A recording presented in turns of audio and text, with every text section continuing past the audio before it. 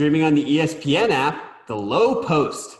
There's a funny thing we've been doing on the radio show where Stugotz ends every interview, no matter who we're talking to, by saying who wins, 86 Celtics or 97 Bulls. But here's Mike Wilbon talking about a different scenario. You know, Wilbon loves to go after millennials for any reason, and he's being asked here, his beloved Michael Jordan, how would he do against the Kevin Durant Warriors? Keep in mind, no one who played basketball like Kevin Durant existed during Michael Jordan's time. That's an extraterrestrial evolution that we hadn't seen before. So let's hear Wilbon here on this subject.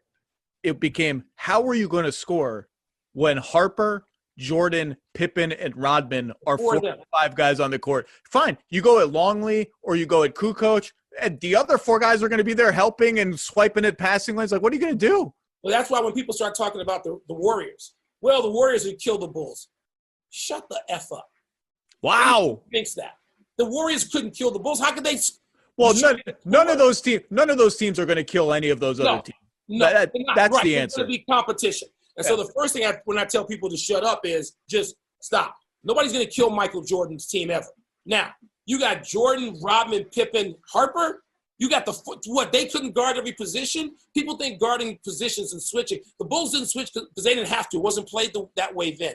You got on your man and you stayed in his butt. But when you have those 4 guys out there, I'm sorry, who's going to guard them? Who's going to guard Michael and Scotty? The game has changed a number of different ways, and one of the ways that it has changed is that Magic Johnson went an entire season where he went 0 for 21 from 3. The Warriors are better at the shot. Value has more value. But what do you think, Pablo? Are you intrigued? I am intrigued. What's funny to me about this stuff, though, is that it's only ever briefly a sports argument. It pretty quickly goes into my dad can beat up your dad, or in Wilbon's case, it seems I am a dad who can beat up your kids. That's what this all feels like. No one actually knows anything or cares anything about how do we sort out a basketball game between 2 time-traveling teams. Those questions are never really settled. Instead, it comes down to, I believe, butts and toughness, which is just some of the words I heard in that word cloud there. That is right. How about you, Mina? Could your dad beat up anyone else's dad? I don't know, man. I mean, dads are pretty good at arm wrestling, but it kind of stops there. I don't know, like, if it translates beyond that. We had Mike Wilbon on the daily podcast to talk about Last Dance, and he was a delight. But one of my favorite moments was when he mounted the argument that back in the day, nobody did hot takes. People actually watched the game and did the research. There were no hot takes. Then I want to say it was like less than 10 minutes later, he said, I would never pay actual money to watch James Harden play basketball.